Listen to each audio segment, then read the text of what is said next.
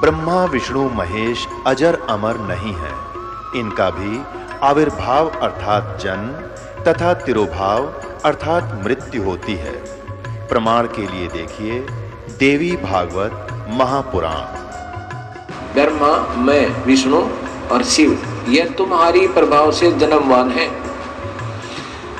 हम तो जन्मवान है, हमारा तो जन्म होता है और मरते हैं, नित्य नहीं है, हम अविनाशी नहीं है। फिर इंद्रादि दूसरे देवता नित्य किस प्रकार हो सकते हैं?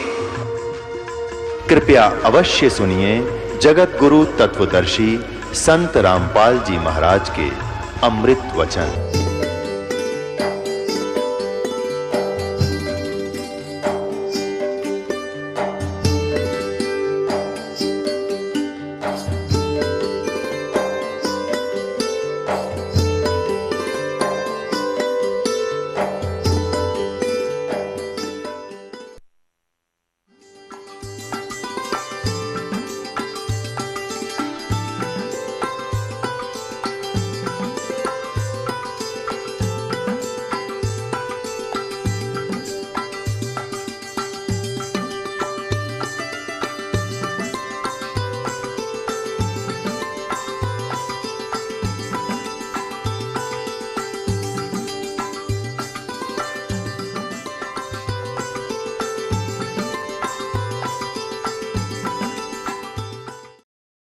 तो पुण्यात्माओं, अब पता चला कि जो साधनाएं वो लोग किया करते थे वो ड्रामेबाज थे, उनको आध्यात्म ज्ञान नहीं था, अनाड़ी गुरु थे उनके जो हठ योग करवाया करते थे।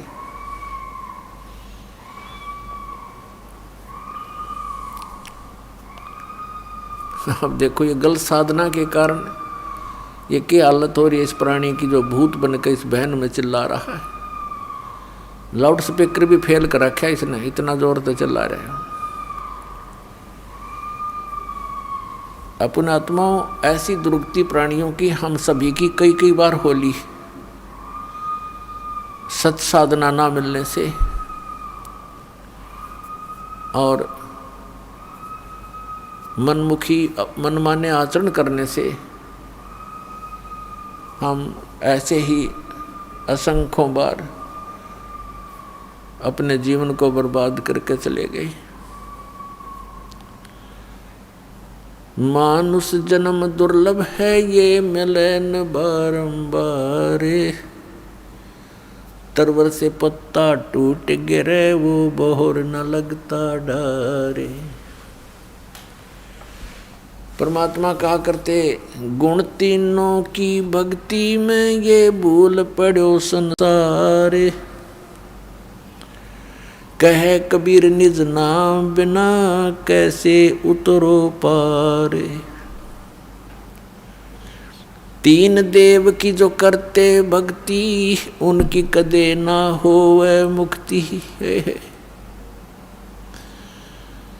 हमारे परमपिता परमात्मा कबीर साहब जी 600 वर्ष पहले ये आवाज़ लगाया करते थे कि तीन देव की जो करते भक्ति उनकी कभू ना होवे मुक्ति।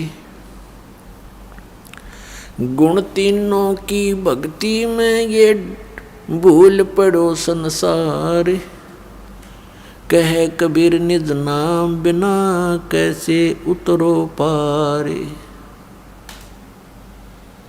ये शब्द पुण्यात्माओं जो आज दास ढोल के डंके पर इंटरनेशनल चैनल पर बोल रहा है,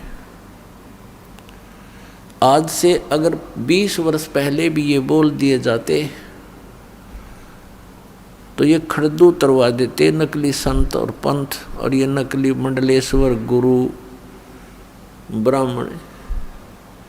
आज शिक्षा का हमें एक विशेष लाभ ये हुआ है कि हम अपने सदग्रंथों को पहचान रहे हैं। 600 वर्ष पहले परमात्मा ने ये सत्य बोला था, जिसका इतना बड़ा बवंडर बनवा दिया उन नकली गुरु और पीरों ने, ब्राह्मण और मंडलेश्वरों ने, कि कबीर झूठ बोलता है। ये क्या जाने सदग्रंथों के विषय में। और वो जो परमात्मा आज से 600 वर्ष पहले कहा करते थे, जो ज्ञान परमात्मा आज से 600 वर्ष पहले बताया करते थे, आज हमारे सभी सदग्रंथों में विद्यमान पाया।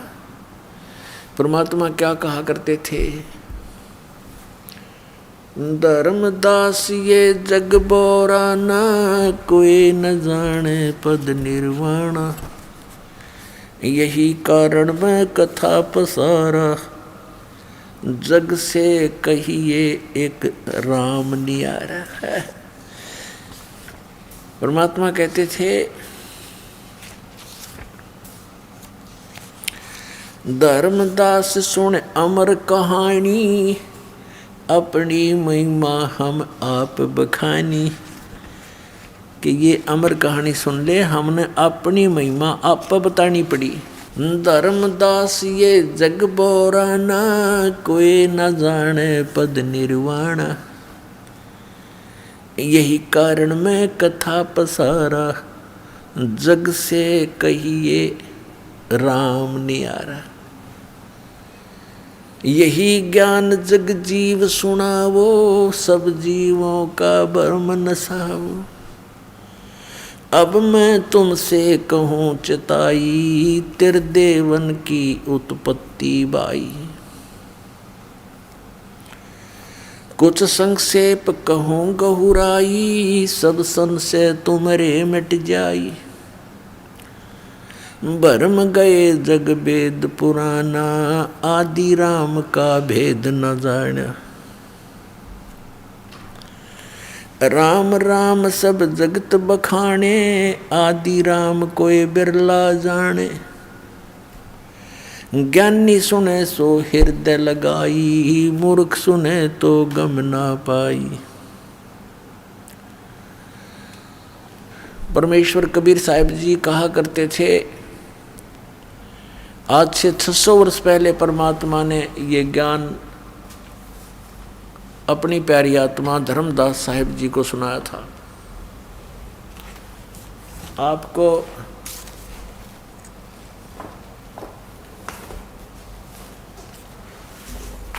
आप जी को पवित्र कबीर सागर से रूबरू कराते हैं, जो 600 वर्ष पहले परमात्मा ने अपनी अमृतवाणी बोली थी। आदरणीय धर्मदास साहिब जी ने उस परम पूज्य परमेश्वर कबीर साहिब की बोली वो अमृतवाणी, सच्चिदानंद घन ब्रह्म की वाणी लिपिबद्ध की थी।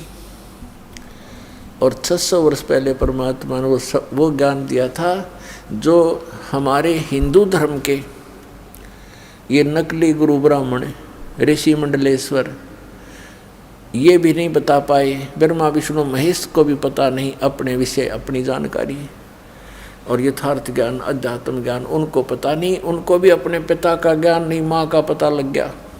अब माँ उनको बतावे कि कौन है तो वो कहे मुझे पिता से मिलाओ, तो उसने कहना पड़ा वो निराकार है, वो दिखता नहीं भाई। तो यहाँ तक पुण्यात्माओं सब जगह धोखा ही धोखा है। और 600 वर्ष पहले परमात्मा ने अपनी अमृतवाणी में बताया था, जो दास आपको भी सुना रहा था, पर अब इसमें दिखाऊंगा कबीर सागर में, देखिएगा। ये है पवित्र कबीर सागर, खेमरा श्री कृष्ण दास प्रकाशन बम्बई से ये छपा है। कबीर सागर ज्ञान सागर प्रथम खंड कबीर पंथी भारत पथिक स्वामी युगलानंद बिहारी द्वारा परिष्कृत, ये यहाँ से छपा है। मुद्रक एवं प्रकाशक हैं खेमरा श्री कृष्ण दास, अध्यक्ष वेंकटेश्वर प्रेस, खेमरा श्री कृष्ण दास मार्ग मुंबई। ये है ज्ञान बोध सागर, ज्ञान बोध सागर और 21 पृष्ठ इसका। धर्मदास ये जग बोराना, कोई न जाने पद निर्वाण। निर्वाण माने मोक्ष मार्ग, पद माने पद्धति, वे ऑफ वर्शिप। निर्वाण माने मोक्ष की, मोक्ष की विधि को कोई नहीं जानता। धर्मदास ये सारा संसार विचलित है और कोई ना जाने पद निर्वाणा। यही कारण मैं कथा पसारा, जग से कहिए वो राम नहीं आ रहा। ये कबीर पंथिया ने गड़बड़ कर रखी है अपनी अपनी सोच अनुसार। इन्होंने राम के स्थान पर नाम लिख दिया। तो पुण्यात्माओं, इस दास को परमात्मा ने इसीलिए नियुक्त किया है कि सच्चाई को ऊपर लाएं, सदग्रंथों को ढंग से समझें। यही कारण मैं कथा पसारा, जग से कहिए वो राम नियारा। यही ज्ञान जग जीव सुनावो, सब जीवों का भरम नसावो। परमेश्वर कबीर जी कह रहे हैं अपनी प्यारी आत्मा धर्मदास जी को कि यही ज्ञान जो मैं तुझे सुनाने जा रहा हूँ सब जीवों को बताना। जो ज्ञान मैं सुनाने जा रहा हूँ वो सभी जीवों को बता देना। क्या? अब मैं तुमसे कहूँ चिताई, तेरे देवन की उत्पत्ति भाई।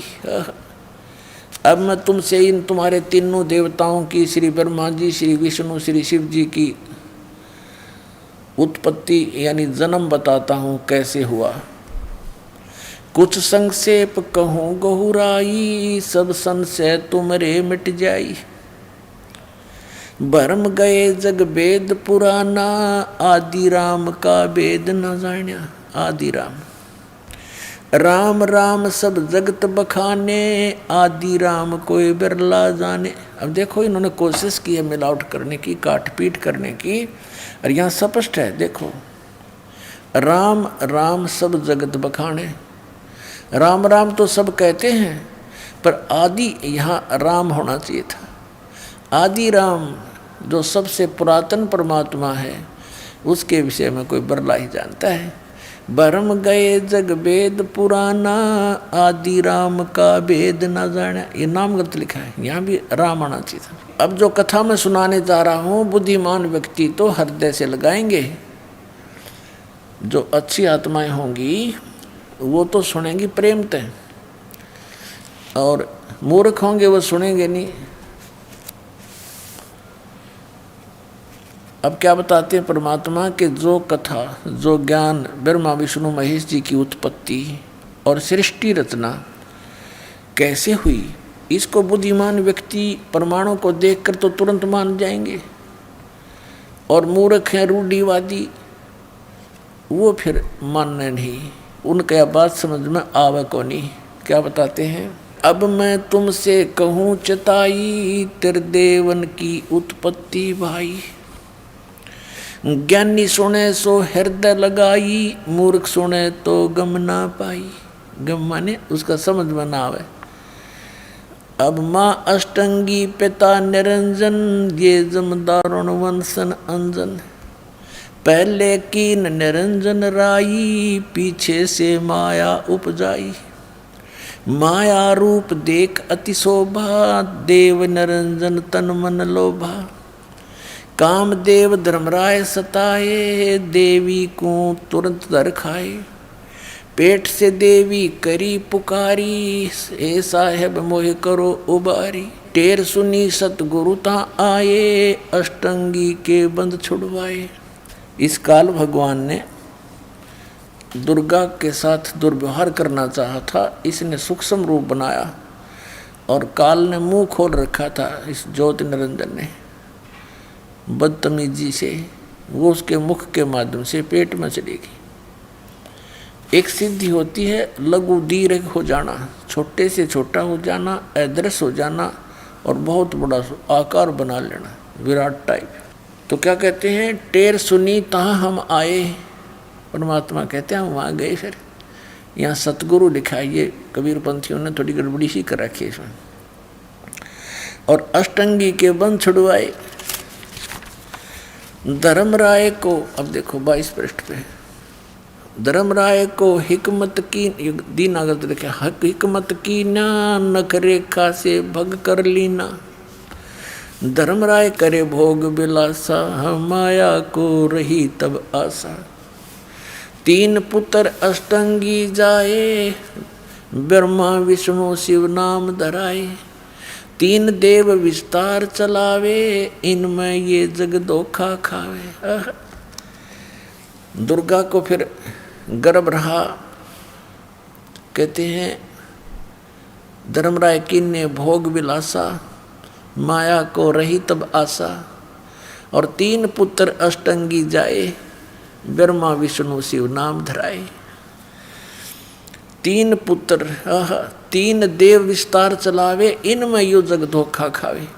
ये काल के तीनों पुत्र हैं, श्री ब्रह्मा, श्री विष्णु, श्री शिव जी। और इन्हीं की पूजा में ये सारा संसार धोखा खा रहा है। पुरुष गम कैसे कोई पावे, काल निरंजन जग भरमावे। 3 लोक अपने सुत दीन्या, सोन निरंजन बासालीन्या। अलख निरंजन सोन ठिकाना, ब्रह्मा विष्णु शिव भेद न जान्या। 3 देव सो उसको ध्यावे, निरंजन का वो पार न पावे।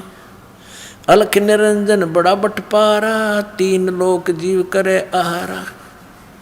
बटपारा माने बड़ा ठग है ये, 3 लोक के जीवों को खाता है। ब्रह्मा विष्णु महेश को भी पता नहीं वो कहाँ रहता है, और ब्रह्मा विष्णु महेश को भी खाता है। इनकी भी जन्म मृत्यु होती है। ब्रह्मा विष्णु शिव नहीं बचाए, सकल खाए पुन दूर उड़ाए। तिनके सुत हैं तीनों देवा, आंधर जीव करते हैं सेवा है। कबीर परमात्मा कहते हैं इस काल के और दुर्गा के ये 3 पुत्र हैं। ये तीनों देवता और ये अंधे ज्ञानहीन जीव इन्हीं की पूजा में लगे हुए हैं। अकाल पुरुष का हो नहीं चीन्या, काल पाए सभी गए लीना। इस काल की पूजा ब्रह्म ब्रह्म करके सब करने लगे। अकाल जो काल नहीं है उसकी पूजा उसको किसी ने नहीं खोजा। 3 देव और असुर अवतारा, ताको भजे सकल संसारा। गुण तीनों का ये विस्तारा, धर्मदास मैं कहूँ पुकारा। गुण तीनों की भक्ति में ये भूल पड़ो संसारी। कहे कबीर निज नाम बिना कैसे उतरो पार। अपने आत्मा ये ज्ञान परमात्मा ने, कबीर परमेश्वर जी ने 600 वर्ष पूर्व हमें दिया था। उसमें हमारे गले नहीं उतरने दिया इन अज्ञानी ऋषि में ऋषियों ने। ये कहकर के ये कबीर तो अज्ञानी है, ये अक्सर ज्ञान नहीं रखता, ये क्या जाने वेदों और पुराणों के बारे में, ये सब झूठ बोलता है। तो परमात्मा कहा करते निरंजन धन तेरा दरबार, निरंजन धन तेरा दरबार, जहाँ पर तनिक ना न्याय विचार।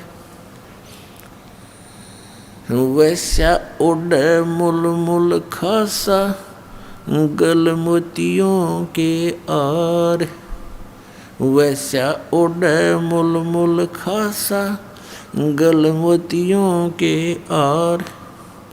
पतिव्रता को मिले न खादी, ये सूखा नरस आहार। निरंजन धन तेरा दरबार, निरंजन धन तेरा दरबार, जहाँ पर तनिक ना न्याय विचार। पाखंडी की पूजा जग में, संत को कहें लबाड़। पाखंडी की पूजा जग में, संत को कहें लबाड़। अज्ञानी को परम विवेकी, ज्ञानी को मूढ़ गंवार। निरंजन धन तेरा दरबार, निरंजन धन तेरा दरबार, जहाँ पर तनिक न न्याय विचार। कह कबीर सुनो भाई साधो, यहाँ सब उल्टा व्यवहार। कहे कबीर सुनो भाई साधो, यहाँ सब उल्टा व्यवहार।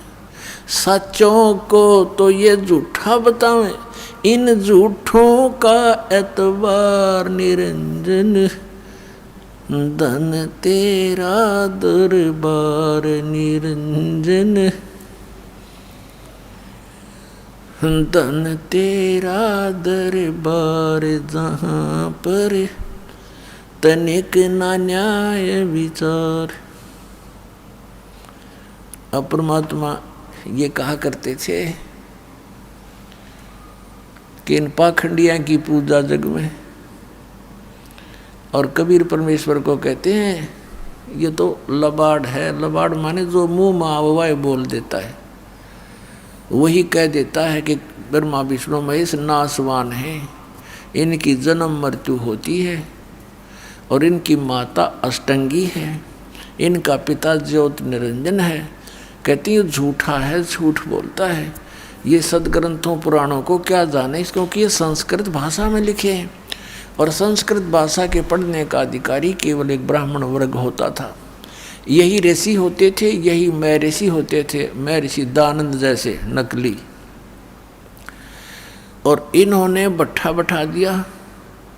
कबीर परमेश्वर 600 वर्ष पहले प्रयत्न करके गए थे, आज हम सभी सुखी हो जाते।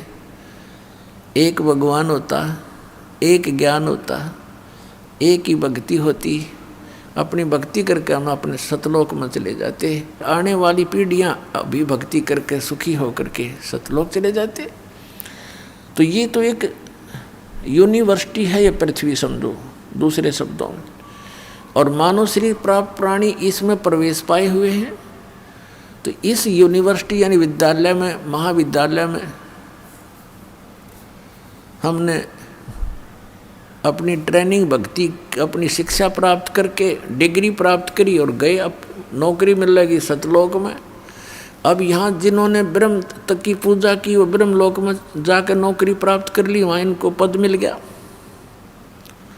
जिन्होंने ब्रह्मा विष्णु महेश की 70 की भक्ति की वो ब्रह्मा विष्णु महेश जी के लोक में चले गए।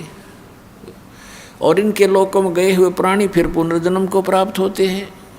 ब्रह्मा विष्णु महेश की जी की भी जन्म मृत्यु होती है। ब्रह्म लोक में गए हुए प्राणी भी जन्म मृत्यु में आते हैं। तो हमने अब ये कौन सी ट्रेनिंग करनी है कि जहाँ जाने के बाद फिर लौट कर कभी संसार में नहीं आते, हमने वो साधना करनी है। उसके लिए कौन इष्ट है?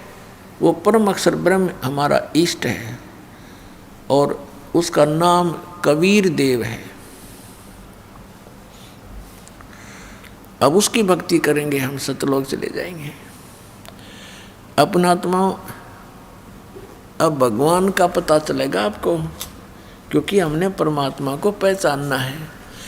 आज से 600 वर्ष पहले, सन 1398 से और सन 1518 तक 120 वर्ष परमेश्वर पूर्ण ब्रह्म इस धरती पर एक जनसाधारण की भूमिका करते हुए एक रोल कर रहे थे कि तुम इतने गरीब बनकर रहो, यहाँ की इस नकली महिमा की तुम्हें चाह नहीं हो तो आप पृथ्वीपति हैं।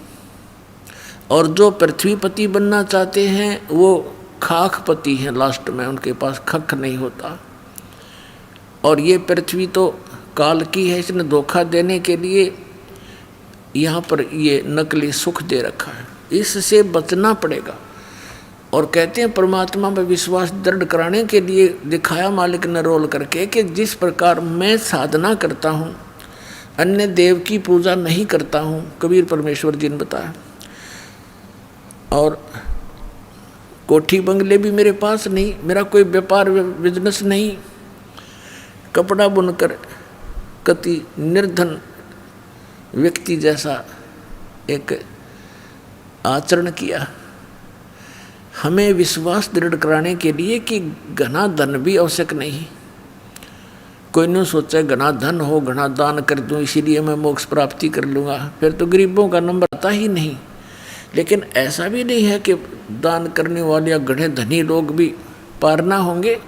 आत्मा निर्मल हो और समर्पित हो परमात्मा पर, दोनों पार तो मोक्ष भक्ति ने करना है और भक्ति के साथ साथ मर्यादा अनिवार्य है। तो परमात्मा ने यही बताना चाहा था कि ये माया अच्छी नहीं,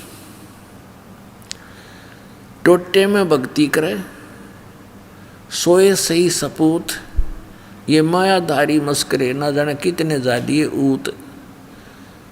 यानी सपूत तो वह जो दारिद्र हो और भक्ति भगवान की करे। राम नाम का धन जिसके पास हो गया वो तो पृथ्वीपति है। कबीर साहब कहते हैं, कबीर सब जग निर्धना, धनवंता ना कोई, धनवंता सो जानिए जिस पे राम नाम धन होवे। तो हमारे पास राम नाम धन होना चाहिए। राम नाम कौन सा? नकली नामों से जाप करने से राम नाम संग्रह नहीं होगा, वो धन संग्रहित नहीं होगा। ओरिजिनल नाम हो, पूर्ण गुरु हो, पूर्ण परमात्मा की शरण हो, तब हमारा राम नाम का धन इकट्ठा होगा। परमात्मा ने 600 वर्ष पहले कहा था, अब मैं तुमसे कहूँ चिताई, तेरे देवन की उत्पत्ति बाई। तेरे ब्रह्मा विष्णु में इसका जन्म बता दूं। माँ अष्टंगी पिता निरंजन, ये जमदारू वर्षन अंजन। पहले कीन निरंजन राई, पीछे से माया उपजाई। माया रूप देख अति शोभा, देव निरंजन तन मन लोभा। कामदेव धर्मराय सताए, देवी को तुरंत धर खाए। फिर क्या बताते हैं कि 3 पुत्र अष्टंगी जाए और ब्रह्मा विष्णु शिव नाम धराए। 600 वर्ष पहले मालिक ने बोल रखी ये वाणी आपके रूबरू कराई, आज की लिखी हुई नहीं और आज की कोई मनगढ़ंत कहानी नहीं पुण्यात्माओं। तो अब हम पहचानेंगे अपने भगवान को कि वो परमात्मा थे जिन पुराणों को हमारे हिंदू धर्म के गुरु नहीं जान सके। ये नकली और परमात्मा का विरोध करा दिया उस समय, ऐसा जालिम विरोध करा दिया कबीर भगवान का इन नकलियों ने, क्योंकि हम अशिक्षित थे और इनको वेदों और पुराणों के ज्ञाता माना करते थे। इन खख नहीं आवा था वेदों और पुराणों का। उस परमात्मा को उबड़ते हुए तेल के कढ़ाई में डलवा दिया इन लोगों ने, सरसों का तेल उबलवा के, और चारों तरफ से दबाव दे दिया राजा पर।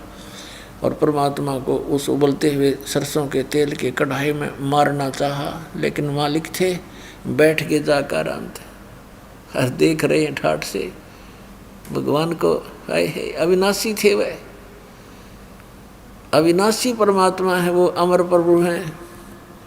कुछ नहीं हुआ, बैठे बैठे देखते रहे। सिकंदर लोधी ने सोचा कि भगवान कबीर साहब जी को कुछ नहीं हुआ तो तुझे क्या होगा। मना करते करते उंगली देकर तेल की उष्णता चेक करनी चाहिए। परमात्मा ने कहा था कि इसमें हाथ ना दिए राजा, उंगली नहीं खोजी नहीं मिलेगी तेरी उंगली। क्योंकि शेख तकी जो सिकंदर लोधी के धार्मिक गुरु थे वो महान दुष्ट था। उसने कह दिया कि ये जादू जंतर जानता है, इसने तेल की तासीर ठंडी कर दी, ये उबलता उबलता नजर आ रहा, ये उष्णता नहीं रही। तो सिकंदर लोधी ने सोचा ला मैं उंगली देकर चेक कर लूँ थोड़ी सी, फिर निकाल लूँगा जल्दी सी। अब जो ही सिकंदर लोधी ने उंगली डाली, जितनी उंगली उस उबलते हुए सरसों के तेल में गई थी उतनी उंगली चढ़ देसी चढ़ करके और कट के अलग होगी। राजा बेहोश हो गया। जब परमात्मा बाहर आए, वो पहले तो छींटे छाटे मार कर जीवित किया पानी के ठंडे पानी से, तो होश में आते ही फिर वो पीड़ा घनी थी, फिर बेहोश हो गया। फिर दोबारा सचेत किया, परमात्मा ने पकड़ के वो उंगली पूरी कर दी, कटी हुई नहीं रही। बोलो सतगुरुदेव।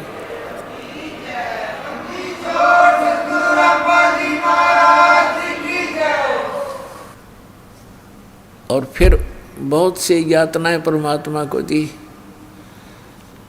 और कारण क्या था कि वो सत्य कहा करते थे, और वही सत्य जो परमात्मा 600 वर्ष कहा करते थे आज इस दास की सेवा दे दी। वही सच्ची बात बताने की दास के साथ भी इन्होंने कैसा कर तुड़वाया, नकलियों ने क्रोथा कांड करवा दिया झूठ बोल के।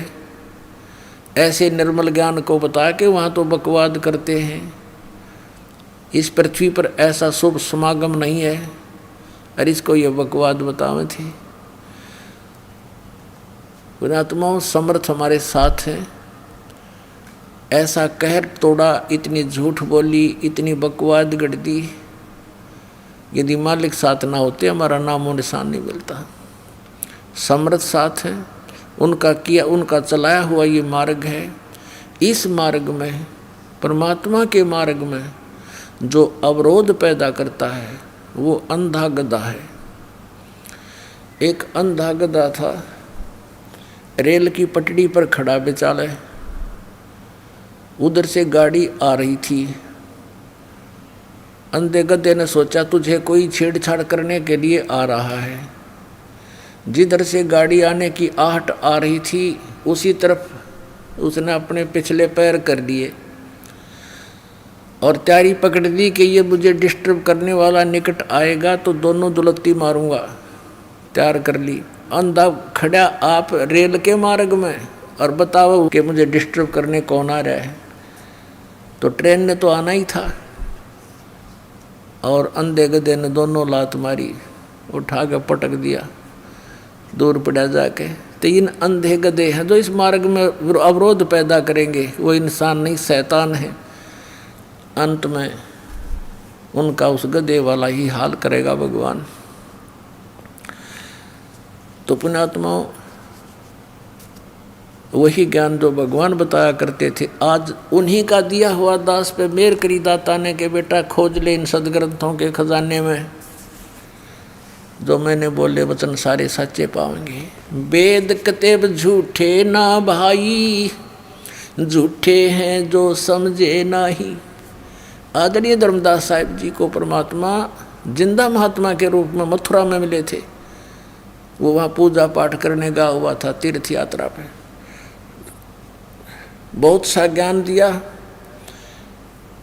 फिर परमात्मा ने अपना गवाह बनाना था, सचखंड लेकर गए, सतलोक में लेकर गए, जैसे आदरणीय नानक साहिब जी को लेकर गए जिंदा महात्मा के रूप में। बेई नदी से आदरणीय गरीबदास साहिब जी को ले गए, खेतों में गऊ चरा रहे थे, 10 वर्ष के बालक थे, जिंदा महात्मा के रूप में वहाँ आए और उनको लेकर के सचखंड सतलोक गए। फिर वापस छोड़ दिया इन सभी महापुरुषों को। जब धर्मदास जी वापस आए, पहले वो भले परमात्मा से ज्ञान सुना भी करते थे, लेकिन अंदर जगह ना बन रही थी, क्योंकि ये कथा सुनाने वाले एक कबीर परमेश्वर, भ्रमित करने वाले करोड़ों। तो धर्मदास जी पहले भी यही सोचा करते थे कि शायद वेदों में, किताबों में, पुराणों में जो लिखा वो सच्चा ही होगा, जो ये ब्राह्मण गुरु और ऋषि मंडलेश्वर बता रहे हैं। जब आंखों देखा ऊपर सारा कुछ कि ब्रह्मा विष्णु महेश की सतिथि क्या है, ये तो जन्म मृत्यु होती है। उनसे वार्ता कराई भगवान ने ले जा करके उनसे।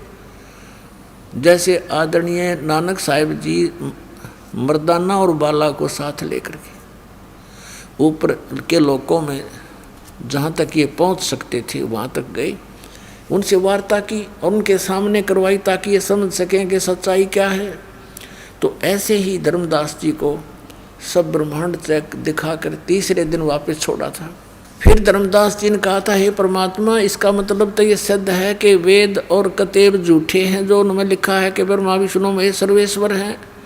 वेदों में ब्रह्मा विष्णु महेश को सर्वशक्तिमान बताया है, अजर व अमर बताया है। तो परमात्मा ने कहा, वेद कतेब झूठे नहीं भाई, झूठे हैं ये समझे ना ही। ये झूठ बोलना है कि वेदों में ब्रह्मा विष्णु महेश सर्वशक्तिमान है। ये झूठ बोलते हैं कि पुराणों में कहीं नहीं लिखा कि उनकी जन्म मृत्यु होती है। ये पुस्तक आपके सदग्रंथ सच्चे हैं, लेकिन ये इनको समझ नहीं सके, इसलिए ये बताने वाले तुम्हारे गुरु झूठे हैं। अब उन झूठे गुरुओं की दिखाऊँ आपको निरी झलक, एक नहीं गुणीय झलक दिखाऊंगा। देखिएगा पवित्र शिव पुराण, ये गीता प्रेस गोरखपुर से प्रकाशित है। सचित्र मोटा टाइप, केवल हिंदी। संपादक है हनुमान प्रसाद पोदार। और ये प्रकाशित कहाँ से है? प्रकाशक एवं मुद्रक हैं गीता प्रेस गोरखपुर, गोविंद भवन कार्यालय कोलकाता का संस्थान। इसके आपको 98वें पृष्ठ पर ले चलते हैं। रुद्र संहिता 98वां पृष्ठ, संक्षिप्त शिवपुराण, यह है रुद्र संहिता। और हम यहाँ से नीचे से शुरू करेंगे। यहाँ से ये 5वां अध्याय के अंत में यहाँ से लिंक हो जाएगा आगे का जो हम पढ़ना चाहते हैं। अपने पुत्र नारद की यह बात सुनकर लोक पिता मह ब्रह्मा वहाँ इस प्रकार बोले। नारद ने सृष्टि रचना के बारे में पूछा। ब्रह्मा जी को जैसा ज्ञान था वो ऐसे यहाँ सुनाया 6ठे अध्याय में रुद्र संहिता और पृष्ठ नंबर 99 पर। ब्रह्मा जी ने कहा, ब्रह्मन देव शिरोमणे, तुम सदा समस्त जगत के उपकार में लगे रहते हो। तुमने लोगों के हित की कामना से बहुत उत्तम बात पूछी है। जिस समय समस्त चराचर जगत नष्ट हो गया था, सर्वत्र अंधकार ही अंधकार था, उस समय तत् सद्ब्रह्म, इस श्रुति में जो सत सुना जाता है एकमात्र वही शेष था।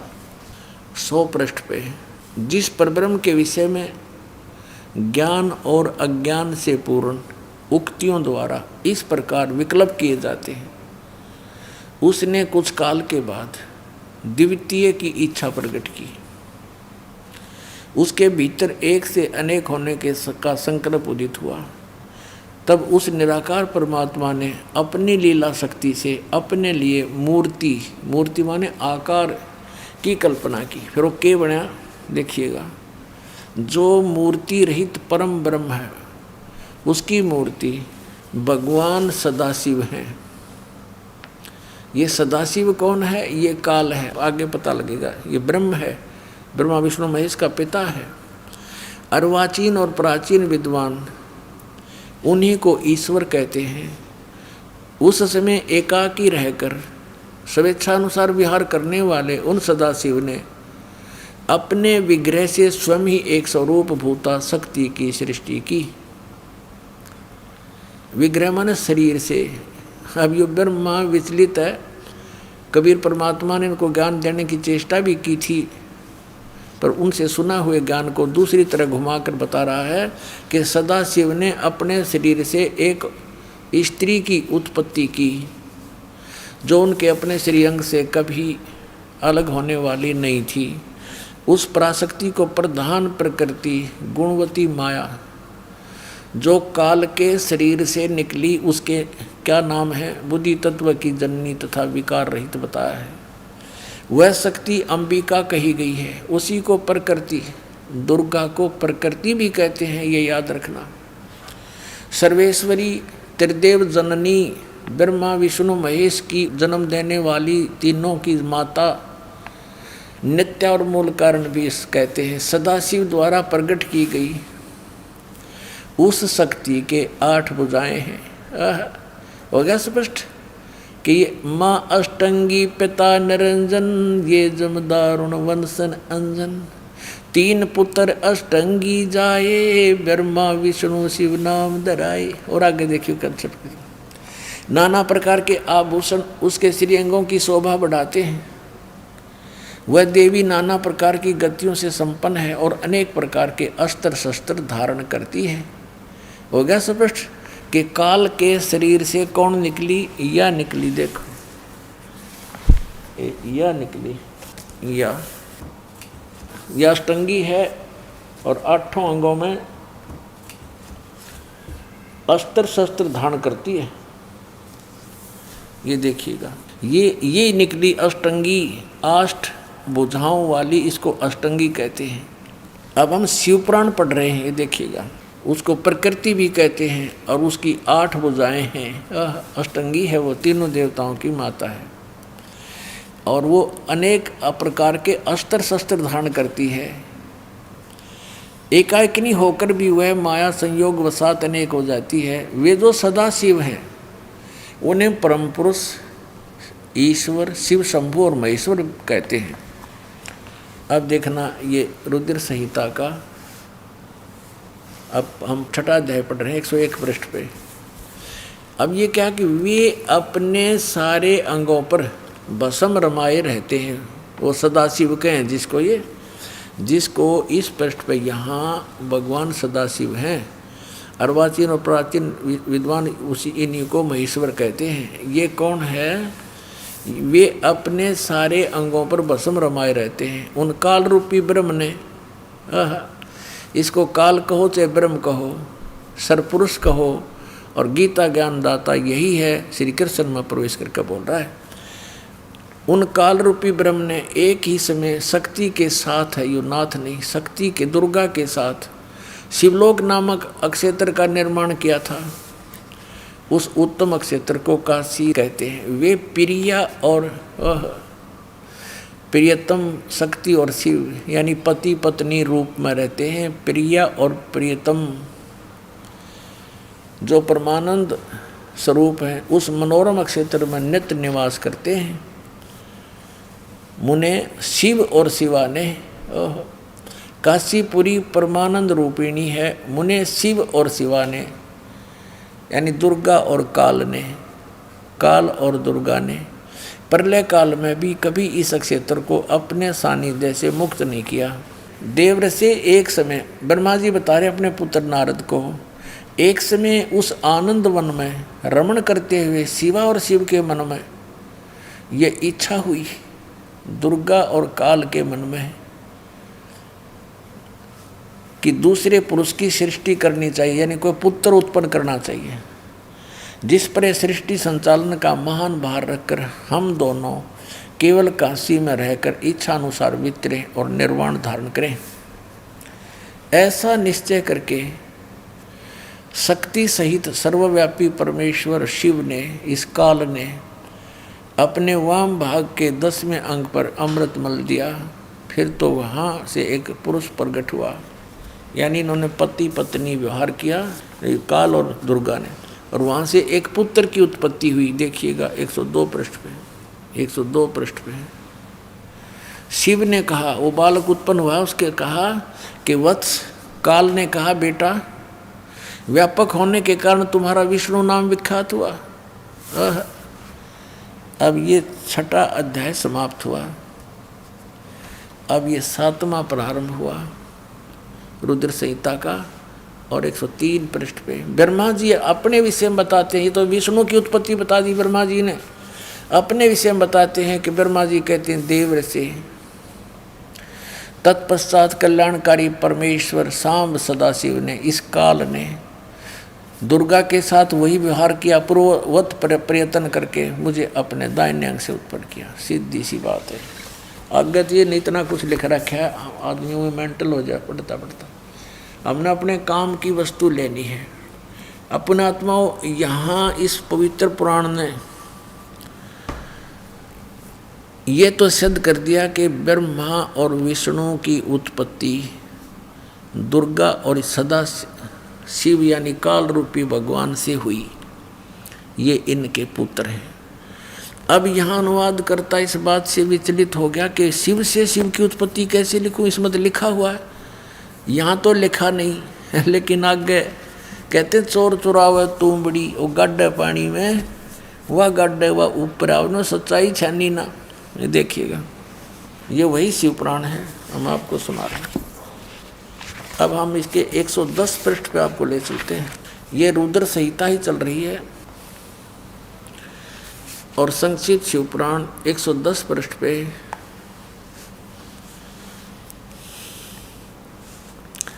यह लिखा कि इस प्रकार ब्रह्मा विष्णु और रुद्र इन 3 देवताओं में गुण हैं, परंतु शिव ये काल, ये इनसे न्यारा कहा गया, गुणातीत माने गए हैं, इनसे भिन्न है।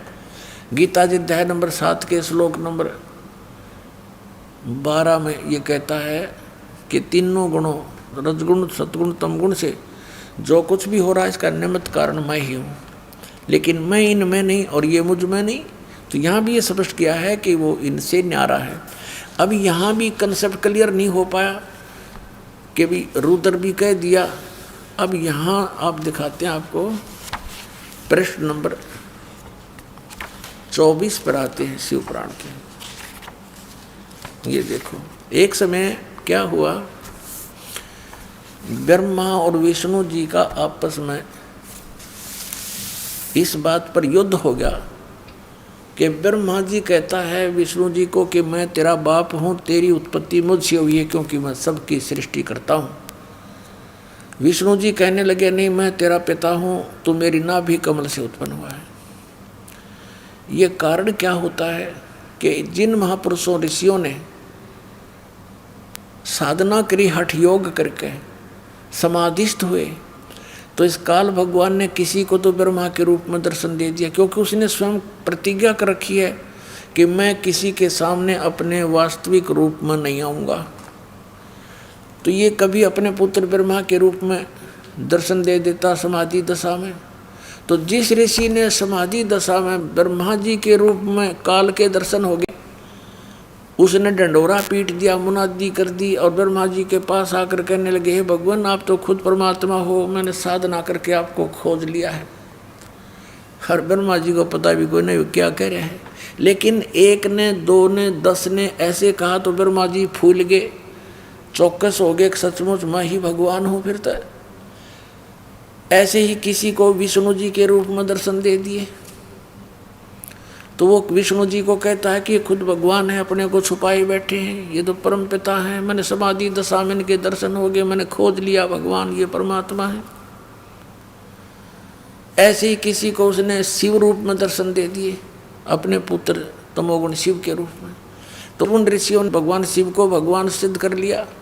तो इनका न्यो भ्रम बन गया। इस भ्रम के कारण दोनों की लड़ाई होगी। इन दोनों का युद्ध समाप्त करने के लिए इस काल भगवान ने, ब्रह्म ने ऊपर से एक लिंग छोड़ दिया तेजों में, सतंभ, और ये लड़ना तो भूल गए, उसकी खोज में लग गए। अब लंबा कहानी ना बताएं तो क्या है, उस समय ये काल अपने पुत्र शिव के रूप में प्रकट हो गया और इनसे क्या वार्ता करी देखिएगा।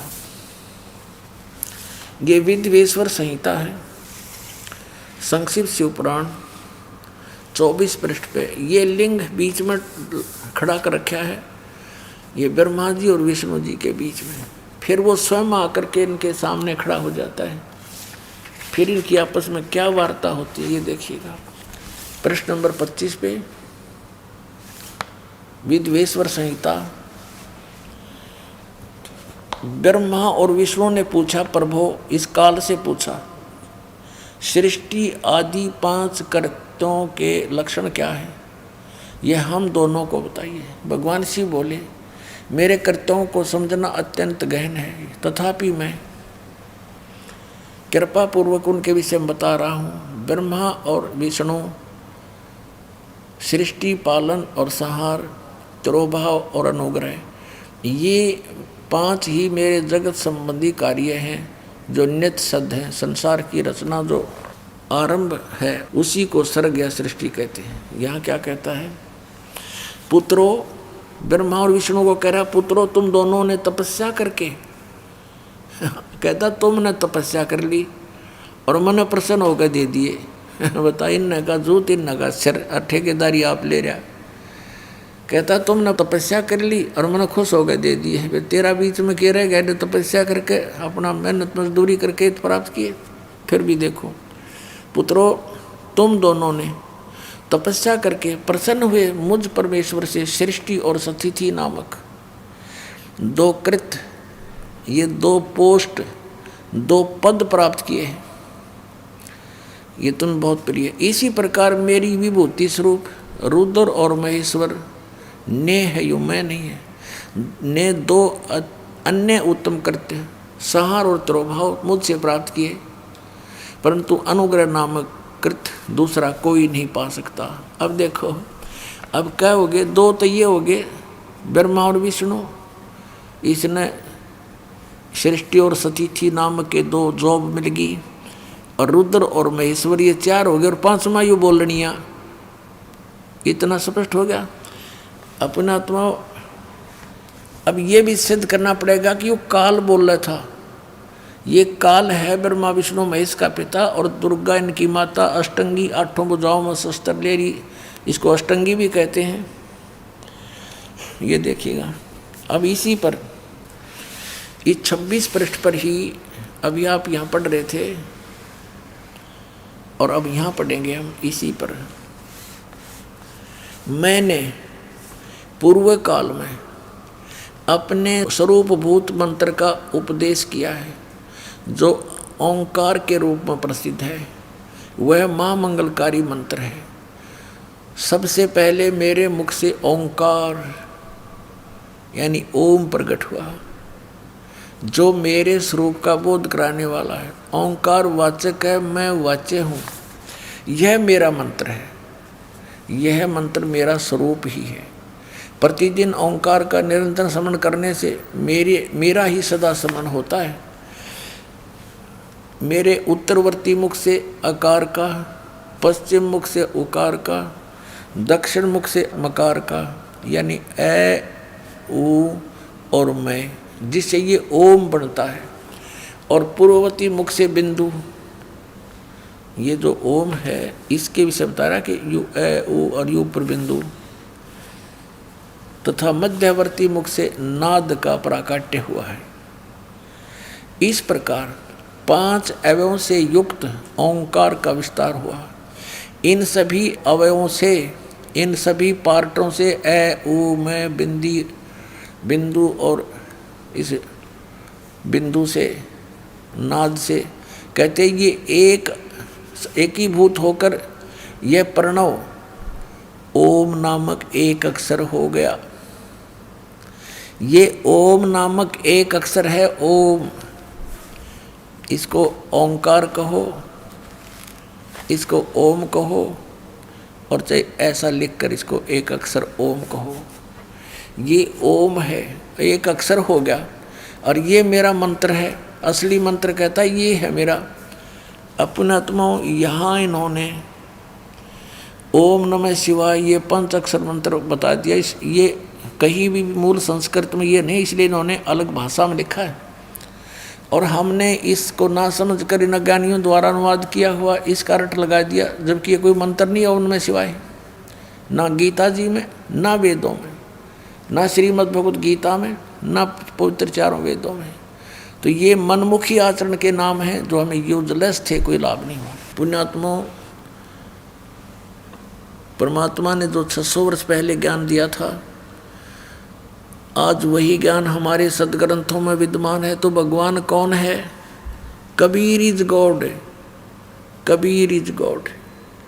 उस परमात्मा को जिसको ये निरक्षर बताए थे, ये अक्षर नहीं जानता, शिक्षा नहीं जानता, ये क्या जाने वेदों के बारे में। 600 वर्ष पहले मालिक ने बोला था, इन पुराणों ने स्पष्ट कर दिया, और परमात्मा ने ये भी कंसेप्ट क्लियर कर दिया था, धर्मदास ये वेद किताब झूठे नहीं है, पुराण झूठी नहीं है। झूठे तो ये हैं जो इनको समझ ना रहे, बकवाद गढ़ने लग रहे, अज्ञानी है सारे। काल ने इनकी बुद्धि बांध रखी है, रोज पढ़ने समझ में आती नहीं। ये तो परमात्मा ने दया करी पुण्यात्माओं अपने पे है, और ये अनमोल रत्न अपने हाथ लग गया। गरीब की इसने छोड़ रहे हम, ये तो मुश्किल तो दाव लग गया है। श्रीमद् भगवत गीता अध्याय नंबर 8 के श्लोक नंबर 13 में गीता ज्ञानदाता कहता है कि ओम इति एकाक्षरम ब्रह्म व्यवहारन मामनुसमरण ये प्रयाति तजंदेहम स याति परमाम गतिम। गीता ज्ञानदाता श्री कृष्ण जी में प्रवेश करके ये काल बोल रहा है कि मुझ ब्रह्म का, ये ब्रह्म बोल रहा है, मुझ ब्रह्म का ओम इति एकाक्षरम, ये केवल यह एक ओम अक्षर है। व्यवहारण माने उच्चारण करके, अनुसमरण माने स्मरण करने का, और ये प्रयाति तजंदेहम जो ओम नाम का जाप करता हुआ शरीर त्याग कर जाता है, सयाति परमाम गतिम, वह परम गति को प्राप्त होता है। अपने आत्माओं, अब परमात्मा कौन है?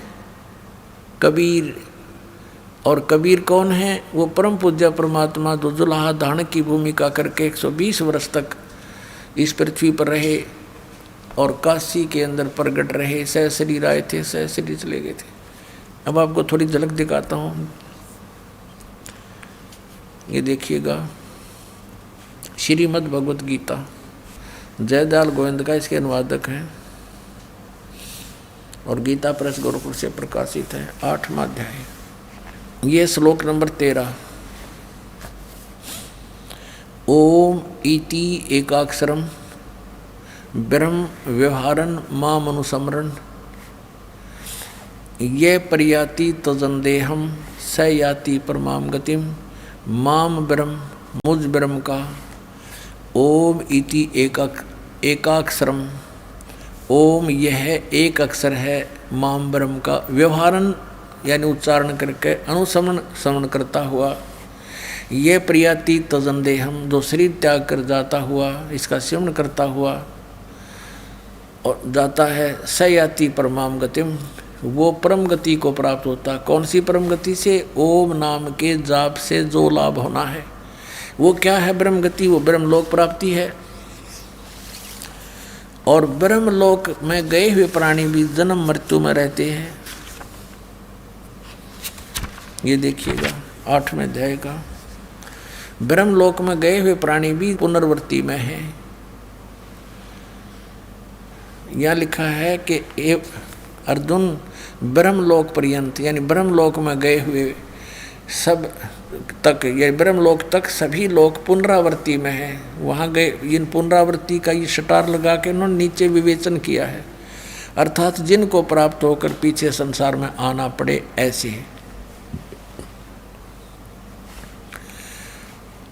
हे अर्जुन, ब्रह्मलोक पर्यंत सब लोग पुनरावृत्ति में है, परंतु कौनते मुझको प्राप्त होकर पुनर्जन्म नहीं होता। ये अनुवाद गलत कर दिया इन्होंने, क्योंकि उनकी बुद्धि कमजोर थी। इसका अर्थ है कि अर्जुन, ब्रह्मलोक तक सभी लोग पुनरावृत्ति में है, वहाँ गए प्राणी भी वापस आते हैं, जन्म मृत्यु में आते हैं। और नैविद्यते, विद्य माने जानना भी होता है। इस अक्षर का एक ही अर्थ नहीं होता। विद्य धातु है, विद्या जानना। जो ये नहीं जानते तो मुझे माम उपेत तू, मुझे प्राप्त होकर भी हे अर्जुन कुंती पुत्र उनका पुनर्जन्म होता है।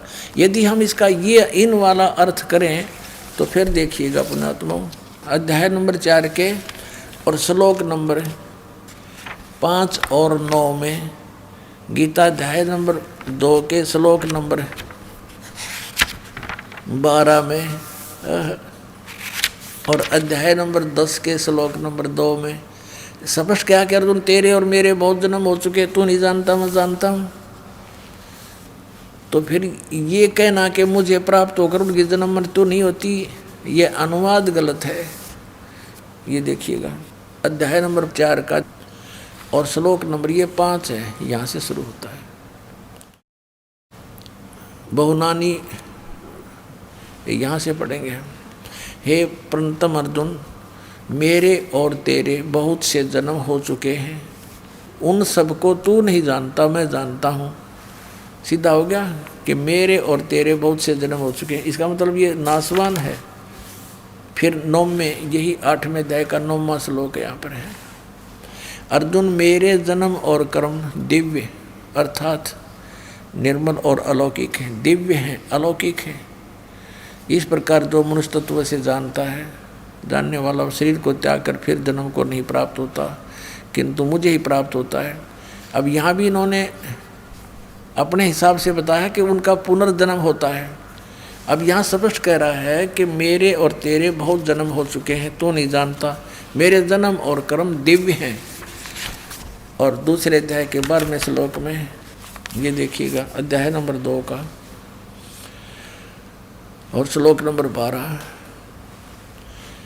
न तो ऐसा ही है कि मैं किसी काल में नहीं था अथवा तू नहीं था अथवा ये राजा लोग नहीं थे जो सेना सामने खड़ी है, और न ही ऐसा ही है कि इससे आगे हम सब नहीं रहेंगे।